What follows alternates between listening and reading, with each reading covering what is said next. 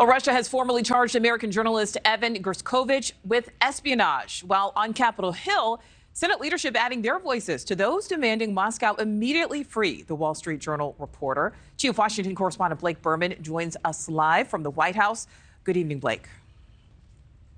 Nichole, good evening. This is as big of a priority right now as you can find all across Washington, the detention of the Wall Street Journal reporter Evan Gershkovich. For example, we heard today from two of the biggest names in Washington, the top Democrat and the top Republican in the United States Senate. Chuck Schumer and Mitch McConnell expressed their disbelief with Russia's actions. These two rarely, and I mean rarely, Nichole, issue a joint statement, but they did just that today as it relates to this case. And here's how that statement ends. They write, quote, "We demand the baseless, fabricated charges against Mr. Gershkovich be dropped and he be immediately released, and reiterate our condemnation of the Russian government's continued attempts to intimidate, repress, and punish independent journalists and civil society voices." Now, the Russian-based Wall Street Journal reporter was arrested by Russian authorities on March 29th. Today, as you mentioned, he was officially charged with espionage.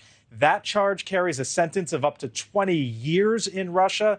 His next court date is scheduled 11 days from now. Everyone from the Journal to the State Department to the White House has vehemently pushed back on these espionage claims. For example, the Secretary of State, Anthony Blinken, raised this issue directly to his Russian counterpart earlier this week. One of the things, Nichole, that the U.S. government is very frustrated with at this time, among the many things, but clearly they're up at the top, is that they have not yet been granted access. Members of the U.S. consulate in Russia, in Moscow, have not yet been granted access to Evan Gershkovich, Nichole. Well, Blake, speaking of the U.S. government, what is the reaction behind you? What's the reaction from the White House?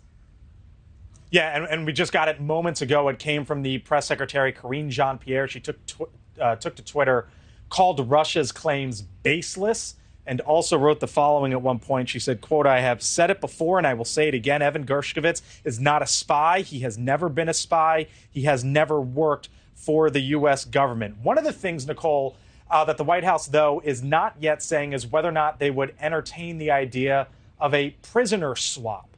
The spokesperson for the National Security Council, John Kirby, was asked about this idea yesterday, and this was his response. Watch. I won't get ahead of where we are, and I think you can understand why we would certainly want to talk about potential negotiations here from the podium. We're at a very early stage here.